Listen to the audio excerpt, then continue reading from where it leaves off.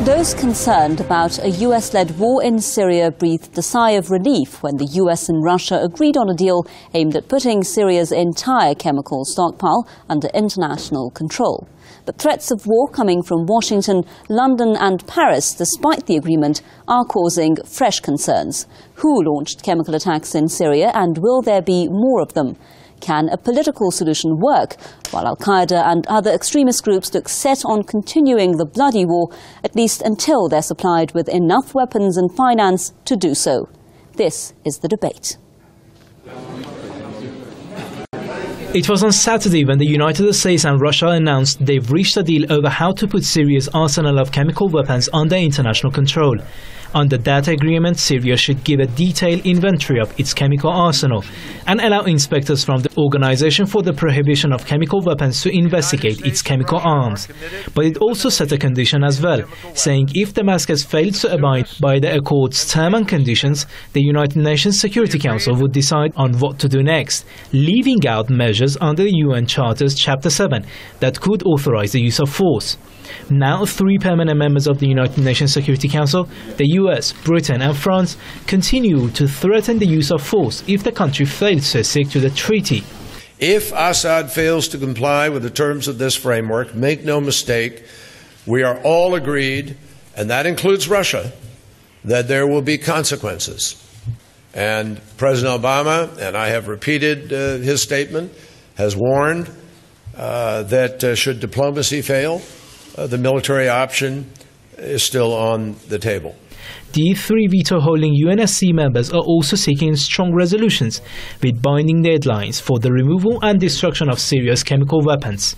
This continued push has left Russia, which took the initiative about Syria's chemical weapons, at a loss. Moscow says the US and its European allies are interpreting the agreement. UN Charter Chapter 7 has been a subject of fierce debate at the Russian-American talks. In the end, it was not included in the final text, but the partners went to unilaterally override what we have agreed on with the Americans. It's not the way of handling things. The US started ratcheting up pressure on Syria last month, saying it would strike the country in response to a chemical attack in a suburb of the capital Damascus in August. Washington and its allies accused the Syrian government of launching that attack. Now a United Nations report has confirmed that sarin was used in that attack, but the probe has not and will not say if it was the Syrian government that used the nerve agent or the foreign-backed insurgents. Syria has already agreed to join the Chemical Weapons Convention, sign and ratify the treaty for more transparency on its chemical arms. The US-Russia deal allows for the destruction of all of Syria's chemical weapons, a deterrent against any foreign aggression. That's caused some raised eyebrows at a time when hundreds of kilometers away there is believed to lie the largest arsenal of weapons of mass destruction in the Middle East. Tel Aviv is said to have up to 450 nuclear warheads, but it's never officially confirmed possessing them. Israel has so far snubbed the world to sign the Nuclear Non-Proliferation Treaty. Israel is believed to have undeclared offensive chemical and biological warfare capabilities, but it hasn't ratified the Chemical Weapons Convention. With huge annual US military aid to Israel, its large arsenal of weapons of mass destruction, and shunning international supervisory laws, experts fear the latest deal on Syria's chemical arsenal is a blessing in disguise for Tel Aviv, which will see the balance of power drastically tipped to its favor, with a weak Syria kneeling before it. Observers also believe the deal lacks visions to clear the Middle East of WMDs when Israel is burgeoning with these fatal weapons. You're watching The Debate. Joining me now live from Washington is Mr. Richard Weitz with the Hudson Institute, and with us live from London is Mr. Sukant Chandan, political analyst and filmmaker. Thank you very much for being with us, gentlemen. My first question to our guest in London, Mr. Chandan. Do you think, Mr. Chandan, that the deal on Syria's chemical weapons will lead to a political solution? Is there a guarantee, so to speak, that plans for a military strike against Syria will be abandoned?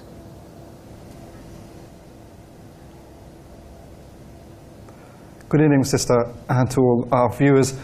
I think we have to understand that in the greater scheme of things, that the quote-unquote West, i.e. the neo-colonial or imperialist powers, are on the precipice of falling off the pages of history altogether. They are in a deep crisis economically. Culturally and morally, they're basically bankrupt. And so really, they have about 10 to 20 years in which that they can, in which is the remaining time that they maintain their military monopoly and terror across the world. They recognize this, and this is why they are employed in putting into place certain bullying mechanisms to ensure that basically this trajectory does not occur, and they can rein it back as best they can. And the main means by which they do this is war and sanctions. So on the issue of Syria specifically, I don't think anyone should be fooled that it's not a question of will they go to war or won't they, it's when will they. And what Russia has done with the backing of the Syrian government and China and others of the global south, it has sabotaged the rolling war machine plan specifically in the here and now against Syria. Yeah. And for the Syrians part is Mr. Haider, who is the Minister for Reconciliation in Syria, has said this is a victory for Syria thanks to our Russian counterparts. So really we are still in a game whereby the chess pieces are being moved towards war against Syria, but we have a bit more of a breathing space right now. Yeah, we are going to discuss the topic of whether this is actually a victory for Damascus, as you just mentioned there. But before that, let's bring in Mr. Wheats on this as well. Now, how practical, Mr. Wheats, do you see this chemical weapons plan? I mean, a lot of people are saying it's going to take a lot of time and funds, and anywhere in the process, allegations could be leveled that Syria is not complying or that there's going to be a strike. What's your opinion? Well, some of the parts I find easy to implement, or at least they seem doable. So signing the convention, Syria's already submitted papers to do that. Syria is already in the process of identifying and compiling a list of what chemicals it has, where they're located, what the delivery systems are, and so on. The inspectors can attend and in the areas under Syrian government control, which is where the chemical weapons are. The funding, I don't think, is a big problem. This is something that the United States and Russia and others can pay. The one big problem will probably be the times table for elimination. I consider it very unlikely that they could eliminate all those weapons in 1 year. The United States and Russia are still trying to eliminate their weapons after decades. Libya has, as far as I know, has a smaller stockpile than Syria, and they're still eliminating them. It takes a long time. You need to do it very carefully. You need to make sure there are no accidents, etc. Yeah, Mr. Wheats, do you think then that the option of military strike is very real, and that threat is very real, and it could actually take place sooner or later? No, I consider it very unlikely that the Obama administration would do that. I think this is different from the situation we saw, for example, in Iraq in the 1990s, when the United States, sometimes joined with Britain, would every year or so launch some kind of strike on Hussein's military, or because they were unhappy with the pace of the denuclearization inspections or whatever. I just don't. I think that option for striking Syria has come and gone. Yeah, well, let's look now at how Russia has reacted to all of this. Mr. Chandan, the Russian Foreign Minister Sergey Lavrov, I'm quoting now, he's accused European countries of trying to, quote, reinterpret the chemical weapons agreement. And now Lavrov himself is being seen by a lot of people as saying, or rather suggesting there, that Russia will actually resist any rush to threaten military intervention. For instance, if there's non-compliance by Assad, or some have been saying that this means Russia is going to blame the militants if any violations takes place. What do you think about the Russian position? Does it mean that Russia is prepared to stand by Syria if the international community comes up with evidence, etc., that the Syrian government is responsible? Who's that question addressed to? Well, sister, the Syrian government won't be responsible, and I think all indicators point to the fact that they... that I think all indicators point to that. It's the rebels who have used chemical weapons. If anyone has, Turkish authorities found the death squads in Turkey who were in possession of chemical weapons, and the UN investigator earlier this year, Mrs. Del Ponte, also in her findings found that indicators pointed towards the death squads, or otherwise known as the rebels, used the chemical weapons and not the Syrian government. Mr. Lavrov and Mr. Putin have played this with great finesse and panache, and with great swagger as well, leaving John Kerry and Mr. Fabius in France and Mr. Haig running around like silly little white boys, which they are, trying to puff up their chest and make out that they weren't trumped by the wrestler of bears in Moscow and his counterpart, Mr. Lavrov. So they're obviously trying to make out now somehow they're in the driving seat. They're not. Mr. Kerry is putting words in the mouth of his colleagues in Moscow, which Mr. Lavrov obviously gave back as good as he got by saying, well, we're not going to go into a strategy of militarization and threats of a military type against Syria. But where I would agree with our colleague from the Hudson Institute is that this won't be a replay of Iraq post-1990, because we're in a totally different historical political phase than we were through the 90s.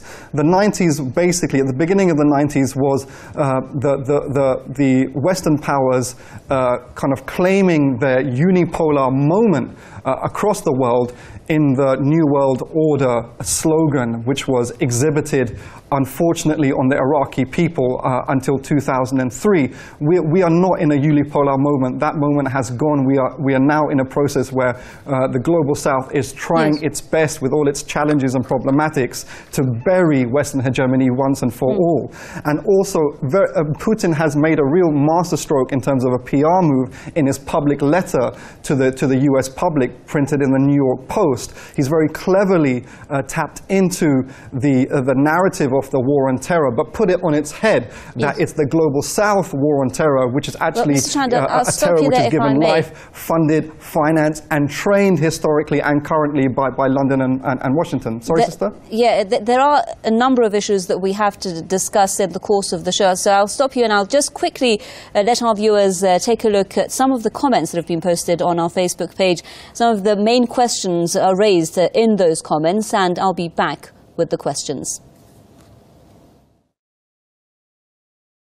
The deal was a mistake by Russia. The deal does not include any commitment by Western powers not to attack Syria. The other thing is that Israel was totally forgotten. The deal has changed the balance of power in favor of Israel, and this is the main goal of the insurgency in Syria. I was shocked when I heard that the Syrian reconciliation minister described the deal as a victory for Damascus. The Syrian government keeps saying that it did not carry out the attack, and now it accepts the removal of its entire chemical stockpile. Isn't it surprising? I see three things in the deal. First, Russia wants to avert the US military strike at any price because its credibility was at stake. Second, the consequences of a new war in the region are predictable and Israel's security will be at serious risk. Third, the US does not have the budget for such a war amid the economic crisis. Disarming Syria is the main goal. Well, those were some of the comments that have been posted on our Facebook page. I'll go quickly to our guest in Washington, Mr. Weitz. Now, Mr. Weitz, one issue that was raised was the position of Israel, how this is affecting Israel, and our viewers were saying there that this is actually changing the balance of power in favor of Israel. What do you think about Israel's position concerning this chemical weapons deal? I mean, some say it is in the interest of Israel and would put Syria in a weak position. And there are questions as to why Syria's chemical weapons should be destroyed, but Israel's shouldn't, not just its chemical weapons, but its nuclear weapons as well. I have to agree with your viewers that historically the Syrian and Egyptian governments have refused to sign the Chemical Weapons Convention and retained, as far as we know, lots of chemical weapons because their argument was we need to have a WMD-free Middle East So Israel would need to give up its presumed nuclear weapons for them to give up their chemical weapons. They thought there was a concurrency, a balance. And the Chemical Weapons Convention has been struggling to try and separate that with no avail. As you know, we tried to hold a WMD demilitarization conference to establish a WMD-free zone in the Middle East a year or two ago, but we were unable to come to an agreement, differences over what countries should be included and so on. If Syria goes ahead and gives up its chemical weapons without demanding Israel reciprocate, yes, that would actually be very beneficial to Israel. And it is surprising that this issue hasn't come up yet as a possible objection. I'm guessing it's just because Syrian government no longer sees the value of this chemical weapons deterrent, since Israel has refrained from intervening so far in the civil war. And so it's not clear why it would do so in the future in any case. Yes, so Mr. Chandan, let's have your view on that as well. Our viewers there suggesting that this shouldn't be considered a victory for Damascus. They're asking, why should Damascus actually take this move?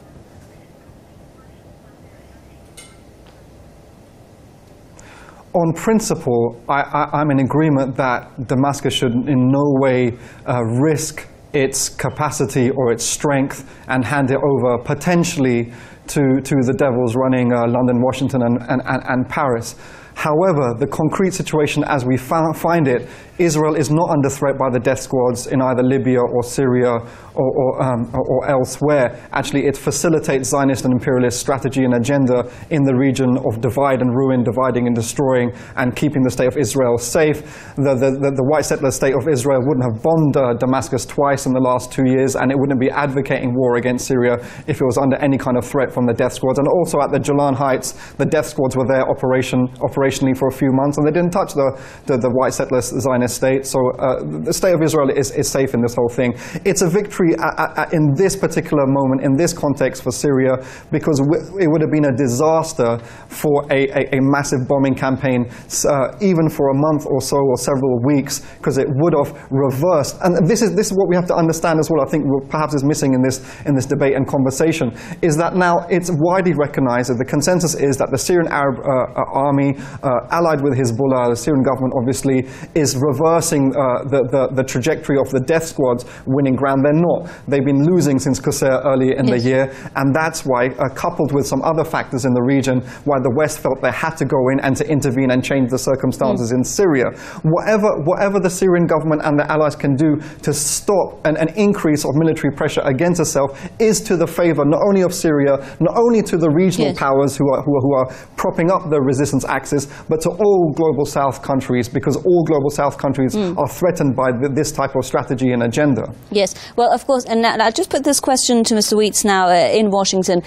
Of course, Mr. Weitz, a lot of people are now, including the United Nations, the US, etc., are speaking about finding a political way out of this. The chemical weapons deal is being seen as a step toward that process. But, I mean, Russia is saying that the three main countries, the UK, France, and the US, they're calling for a binding UN resolution now against Syria. They're using, again, the threats of force. Russia's saying this is not conducive for political talks to move forward. And there's also calls now by these countries for the priority, they say, to arm or to, in their words, support the insurgents who are fighting in Syria. And these kinds of policies, Russia says, are not conducive to a political solution. What's your idea?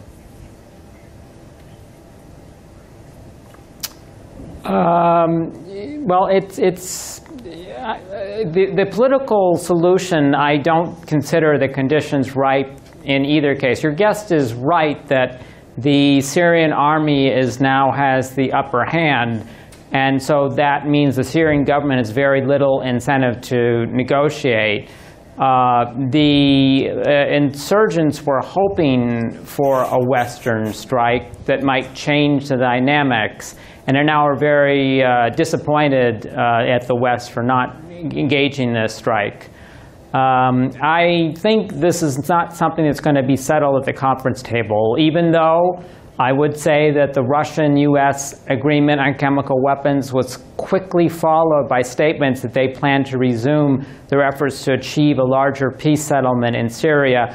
I just don't think, as your guest in London pointed out, we're in the kind of world we were 20 years ago or during the Cold War when Moscow and Washington could get together and agree and tell Israel and the Arab armies to stop fighting. Weeds, I think this is something that they have little influence. Yeah, quickly if you can, who would you blame, who would you hold responsible for standing in the way of that political solution? I don't hold anybody to blame. Whenever one side thinks they're winning, they're not going to favor a political solution. They want to win at the battlefield. The times you get political settlements are when one side overwhelmingly wins and the other side is then reintegrated through a peaceful settlement. Or when you have a protracted stalemate, both sides are exhausted, agree to a peace settlement, but that tends to be more of an actual truce. The fighting will resume at some point later. Yeah, and Mr. Chandan, we are quickly running out of time. Under a minute, if you can, would you say that the situation is too complex to hold anyone responsible for, blocking this political solution?